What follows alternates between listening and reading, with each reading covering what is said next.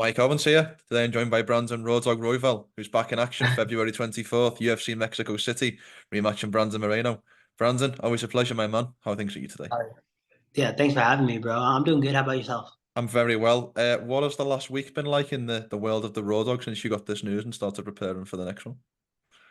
Just getting after it is just making sure I'm right back into shape and all that other stuff. I got a little sick right after the fight, so and then it was like the holidays too, so it was like pretty good timing. But just getting rid of like all the crap that I had built up, and then just kind of getting right back after it. And now I just have like a direction to aim.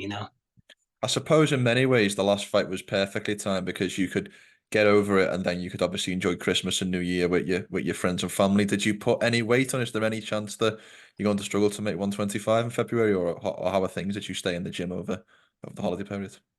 Yeah, I didn't go to Factory X necessarily, Hmm. but I was like boxing with friends, and then I was doing jujitsu and all that stuff. So I was doing like maybe like individualized type of like arts, but I wasn't like doing the MMA thing Yeah. necessarily. I was just kind of having fun with, just trying to enjoy the sport is really what, like when you do fight campus, everything's just so serious. You got so much going on and all the other stuff, and it's just like there's very few moments are in between where it's like you get to just enjoy and love what you do, and sometimes I forget that it's like, oh, I love this sport. It's just always like the next big thing is always coming. So Can you give me a little bit of a walkthrough of what the actual process was like for getting this fight booked? I mean, what was the process from you finding out that Albazi was out and that your name could potentially be in? yeah. So I got a call the day before they offered me the fight, and they're like, hey, do you want to be the backup for the Albazi Moreno fight? And I was like, free vacation, like you just have to make weight. Like I've never been to Mexico City. I was like, hell yeah, like I'll for sure do that. So I figured they both make it to the fight. um, And then within like 20 hours or like less than 24 hours, I got a call and they're like, hey, you're in. And I was like, I'm in what? They said, oh, you're fighting Moreno. And I was like, perfect. I was like, all right, cool. So yeah, this is a cool opportunity. But like it was the one day I got a call to be the backup. And then the next day I got a call that I had to fight. And I was like sitting there, I was talking to my dad. And I got the call and they're like, you want that? And I was like, yeah, for sure, I'm in. And he's just sitting there like, what the fuck just happened? Like we just got through with this. Like he's like, we got over all the bull crap that just happened with the fight. You're not gonna give it a rest or anything. And I was just like, I'm sorry, y'all don't have to come, but like I'm not gonna say no to that. I want to fight him anyways. So the fact that it's on a month and a half notice sucks, but it's just like he has to deal with me on a month and a half notice too. So I don't know. I feel like it's just a cool opportunity. It's cool to go be a main event. It's cool to go fight in Mexico City. And then on top of that, it's just like I wanted to fight this guy anyway. So it's just it's just cool. It worked out really well, and I was really excited about the whole opportunity and stuff. Yeah. It wasn't really until after I took the fight where I was like, holy shit, this is really soon. And damn, like it just kind of accepting reality that I just took a fight. It was really just like once I heard it, I was like, let's go. Yes, for sure, yes. And then it took like maybe a day to settle in where I'm like, oh dang, this is getting serious. And I'm like, this is really close. And I'm like, all right, well, I gotta get on everything and organize my camp and get everything I need together for the fight to be there. Well, that's what I wanted to ask you about because I think it was 6 weeks roughly to when the fight was announced to when you'll be fighting next. So it's short notice in the sense it's not a full camp, but it's not short notice in the way we see guys fight on 4 or 5 days notice, a week's notice. So it's not super short. It's kind of what I would call almost middle notice, if you like. So what is Yeah, the yeah. process of you getting ready? Because obviously you don't have as much time as you would maybe like, but you still have enough time to sharpen up the tools. Yeah. And I already had like a written game plan on Brandon Moreno maybe like a couple months back and just like how I want to fight him, how I want to go about things. So I've definitely been preparing to fight him. That being said, is as of right now, I just want to make sure I'm in tip top shape. The fight is at altitude, and you have to take all that into consideration when you're taking a fight, especially on short notice. Of like, okay, are we going to be in good enough shape to go 5 rounds when you're higher in elevation than where I'm at right now? So, just kind of like game planning stuff like that. And yeah, for me, it's just making sure everything is dialed in, everything's tuned up. I already kind of had a game plan set for him and like had it pretty much drilled. But it's just like I want to make sure that everything's completely in place by the time the fight comes around. I spoke with Yair Rodriguez a couple of days ago, and he talked about the altitude, and he said he's doing his camp close to Mexico City so that he's fully absorbed that altitude difference by the time the fight comes around. Out of interest, how early do you plan to go out to Mexico for that? Um, I have a couple ideas, man. I kind of have an idea of just bringing out a couple of my teammates out, and I've had a few like training spots in Mexico City hit me up and they're like, "Hey, we would love to have you down here and all this stuff." I have a couple of friends that are already down there training, so so I have an idea of like maybe I'll come down there. But that being said, is I live in Denver, Colorado, which is in the mountains, so I'm already up pretty high. And then one of my trainers, Scott Miller, has a gym in Evergreen, Mm. and that's above Mexico City's elevation. So I'm really pretty at like a head start, I would say. It's just like I'm already like at altitude. The places that I train at are already like over 5,000 feet, and then it's only like a 20-minute drive to get to 7,000 feet for me. So I'm pretty lucky in that sense. So Yeah.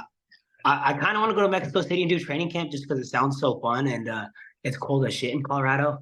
That being said, is I don't necessarily need to switch anything up. Yeah, no, 100%. Obviously this will be a rematch. I suppose it's in some ways it's similar situation to your last fight with Pantoja. This is a rematch going in against Moreno.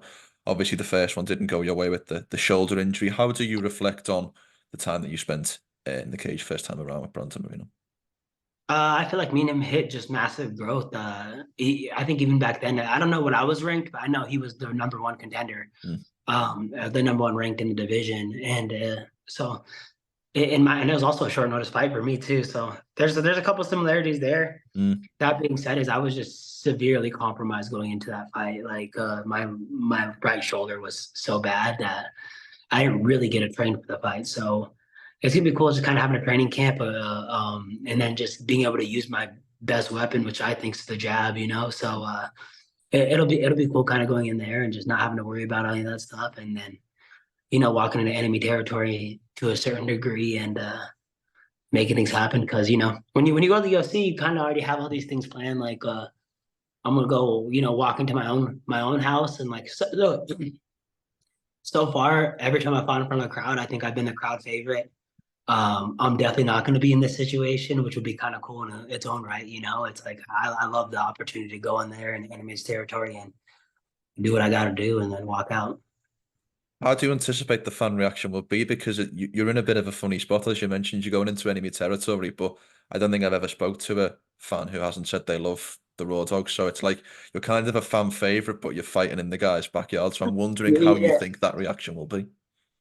And like my heritage is Mexican, like I'm Mexican American, like that's what I am. Like I don't have like my grandparents are like whatever it is, they all come from Mexico, all that stuff. So it's like that's my heritage technically. So I feel like in any other situation, if I was fighting Mexico against anybody else, I would be the favorite. But Mm. yeah, I don't anticipate it being that way this time. But it's just cool, man. It's cool. I feel like me and Moreno have a lot of crossover fans. And I feel like we can kind of keep doing that. And it's a good opportunity for me to steal some of his fans. And it's like there's never been any bad blood between Moreno and I. He's a super nice, humble guy. And I've never really talked shit about anybody that didn't talk shit about me first. So Mm. it's a cool opportunity to kind of go in there, fucking have a good fight. The kid's a killer. And I get to go out and show some of my best weapons. Is just, I like being in a firefight anyways. And I know he's going to go out there and bring it, try to finish me. And I'm going to be doing all the same.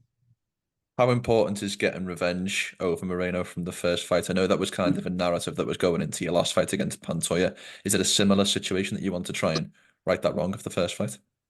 Yeah, yeah. And I just also just like, I do not, in my head, I do not count that as a loss. Like, that Mm. shit's crazy to do that. It was like not a doctor stoppage or whatever it was. Cause it's like the fact that my shoulder happened, like, I get it. If like he had me in a Kimura and busted my shoulder open, that's him Mm. winning, But I was literally on top of the guy, like punching him in the face when Mm. my shoulder dislocated. And it's like, I just, I don't necessarily like have as many bitter feelings as I still do with Pantoja. Mm. Pantoja done has all the headspace in me for some reason, but with Moreno, it's just like I don't know. I feel like it was really cool to see him go on and win a belt and then do all the cool things that he's done. And there's never been any like real bitter feelings that I have Mm. necessarily in that right, you know? Yeah. You mentioned the man there as well, the champion who you last fought, Alexandre Pantoja, obviously coming off that defeat for the title last month. Just give me your overall reflection. How do you reflect on the performance, how it went at 296, and kind of your overall thoughts now you've had a little bit of time to reflect on that? Oh man, I like makes me sick to my stomach. I like hate watching the fight. It's something you need to do, but it's just one of Mm. those things that's like I don't know, man. It's just like I know it happened too, and it's just like Pantoja's such a danger, and like where he's good at is the back, and it's like in my eyes, I didn't take enough risk. Like I should have took so much more risk, but in my eyes, I was like, in my head, I was like, all right, I can wait here, and I can kind of like get out of this intelligently Mm. and not take too much risk where I could possibly give up my back and get finished and or have him win the round like he did with Brandon Moreno, where a lot of what he did was just backpacking him, you know, and I was Mm. just so afraid to get backpacked that I didn't take that much risk. Mm. And like, you know, I trained real hard to get like my back, like do a bunch of back escapes. So like the one time I did get, or like not even get my back taken was like something I trained really hard. So the one time I did get my back taken was like almost the cage's fault, to be honest, where I was Mm. like, I was doing a good job defending and the cage got in my way and I couldn't really like Mm. exit that way anymore. That being said, is I feel like I just did not take enough risks in that fight. Where it's like the first fight I had, like even though I lost, it was like he never really got good back control because anytime he went for it, I was scrambling my ass off and I was moving, and it also caused me to give up my back. But it was just one of those like I don't know. I feel like I didn't take enough risks, and he also was just in there with a solid game plan. Pantoja's strong, and he's a really great grappler, and he does so many great things. And I feel like the two combining together of me game planning not to get my back taking and just try to avoid where he's good at, and then him game planning on just putting me on my ass and then controlling a lot and just giving what he can get out of me, you know, and kind of nullified to a boring fight. And you know, I take full on credit for that. I should have done way more. And yeah, bro, I thought that was my fight to win, and I just hate it, bro. I hate it for sure, and it just sucks. And I definitely just need to try to get that taste out of my mouth, get away back there. And I feel like even taking a fight with Moreno, even though it's like a month and a half, 2 months later, it's just like it's an opportunity of a lifetime, and it's something that I would have jumped all over in any situation. So it's cool that I kind of can just get right back into the Mm. talk and maybe fight one or two more times before I can get back into that title shot. No, well, look, I appreciate your honesty and sorry for asking that question because I do know No, no, it's how okay. bitter that was. But I guess the question I want to ask, because you're ranked number three, Moreno's ranked number one. In most terms, this would be a number one contenders fight. We've obviously got Albazi out with the injury. I think Cara France is coming off an injury himself, so there's nobody else. But obviously, you've both recently tasted defeat to Pantoja. So I'm wondering what you think a win actually does for you, because if you win this fight, you become the number one contender in theory. Yeah, for sure. I have no clue, bro. I really have no clue. I feel like at this point it just puts me in a weird position, but it's just like I'm gonna take the fight no matter what. You know, if somebody ranked ahead of me, I'll take anybody ranked ahead of me, Mm. anyways. I think the correct path for me would be beating Moreno and then trying to fight Albazi as soon as possible. I like that idea of just beating Moreno and then trying to fight Albazi and then you know trying to get back to a title shot through that. It's like you know two wins over two of the top ranked opponents. I feel like that's enough to speak for itself. Um, but that being said, is I don't even know who else is there. You know, like I don't know who else close. Manel is good, but I feel like he has a very much hard time making the weight. Mm. And I could be wrong about that, but like that was a pretty big miss, you know. Mateus Nikolai, Kaikara France, I already beat. That being said, is I'll happily rematch one of the two. I don't think it makes sense for me to rematch Mateus Nikolai, considering I'm his last fight. Mm. But that being said, is I'll do anything. I'll do anything to get this title. I'll fight any of these guys. I don't necessarily care. It's just they're on my agenda no matter what. You know what I'm saying? Is all these guys are I want them on my schedule. So it's like if I won the bout last week, that's like one thing that would have been happening too. Is if I won the bout last month, I still would have wanted to fight Moreno at Mexico City in this Mm. situation. That would have been something I would have been all over for. Like that's something that it's like I wanted to fight Moreno no matter what. And an opportunity like that, and then also just defend my bout would have been sick. Like it would have been cool, it would have been gangster move, and that's what I'm all about. I'm all about taking these opportunities, big balls, big risks. And that's why I got into the sport, is because I've never lived anything safely. I've never, safety's never been my thing, and living life safely has never really been my thing anyway. So it's just, I'm here and I'm ready to kind of make it all happen. I love it, and I think that's why you are, beloved by the fans in many ways, Brandon. A couple more from me, and I just want to again thank you for your time. There's a young man from who lives in my part of the world called Mohammed Hey, you Mokaev. cut out a little bit, bro. I'm sorry. Can you still hear me, Brandon? Can you hear me? Oh, what the Little bit of a fuck? technical difficulty I there. can't. Okay, I can hear you now. Little bit of a technical difficulty there, courtesy of my internet connection. But Brandon, I wanted to talk about a guy who lives in my part of the world, Mohammed Mokaev, who seems to have your name in his mouth quite a lot. I think when the fight was announced, he criticised Yeah. your record because of the BMF title fight. Just your thoughts on Mohammed Mokaev? I mean, I don't guess I just don't have that much thoughts on him. Really, it's just he's just another dude in the division. I feel like, bro, who's sick, who's young, is well, two people actually, because I feel like they don't get enough credit, or maybe, but that Tyru Tatsuru is Tatsuro fucking Taira? sick. Hmm. Tatsuro Taira, bro, I love watching that kid fight. He's so entertaining, and that Josh Van kid, man, is probably my favorite flyweight right now. Like honestly, like that kid's so good. So I don't know, like I don't know what the age gap between those two, if they're all of the same age. But that being said, is like, bro, that Josh Van kid's so fun to watch. You know what I'm saying? It's like Hmm. it's cool watching like I don't know, it's cool watching the new crop of guys roll in, and I feel like as far as like up and comers, like those two are like my favorite ones. Like those two are my favorite ones. And Muhammad Mokaev talks a lot of shit. I just think that's who he is. It's just he's gonna fucking talk. I feel like that's what people um want to see anyways, is just, nobody wants to see him fight. So it's like might as well hear him talk. It's one of those like Colby situations. It's just like you gotta market what you're good at. And it's like, not saying the kid's not talented. He's a really good wrestler and a pretty good grappler. Um, but as far as entertaining fights go, I wouldn't say that's his thing.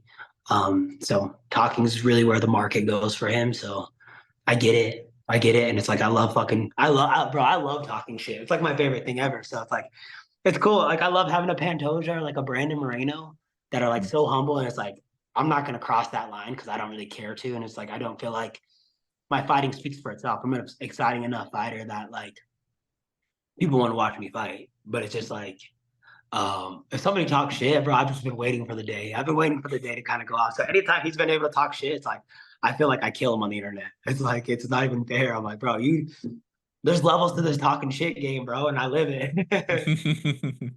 But Last question from me. What I would like you to do is give me a walkthrough of the perfect day on February 24th. What happens when you wake up in the morning of fight day to when you go to sleep at night in a perfect world? yeah, yeah. Man, just kind of just enjoying the process of everything. I feel like that's something that I was able to do my last night, is just enjoy everything, enjoy the walkout, enjoy the hostility, enjoy in my case it wasn't hostility, it was a lot of just like, the fans cheering for me. I had so many people show up. All of that being said, is just like, just enjoy the process of it, is really it. It's just, this is a cool moment. I'm a main event of a fight night in the UFC, fighting for a number one contender thing, and it's just like I get to fight Brandon Moreno. Like there's just so much cool things that go into it. That's just mainly just enjoying it. It's just, and then go out there, enjoy the walkout, and then my goal is just to go out there and be me this time. I went out there and fought my fight last time, but it's just like I was playing it way safer than I've ever played any fight in my whole entire life. And it's like, that's not really what got me to the UFC. What got me to the UFC was taking risks, putting fear in people's eyes, and going for it, going for broke. And this is a real cool opportunity a month and a half later, 2 months later, to just go for broke again and just remind myself of who the fuck I really am. And in my eyes, I'm the most dangerous flyweight in this division. And I kind of want to go out there and just show the world that I'm the most dangerous flyweight that's ever been, and I have the most tools to go finish a fight. And that's what I want to go out there and do, is just go out there, be flashy as fuck, go out there, have fun, and go find a finish on Brandon Moreno in Mexico City. I love it. Brandon, I could sit here and talk to you for hours. I absolutely love chatting with you. It's great to see you back in action. Best of luck for this rest of fight camp, and keep that dog raw, my friend. Hell yeah, bro. I appreciate it. Thank you for your time, bro. All right. Peace out.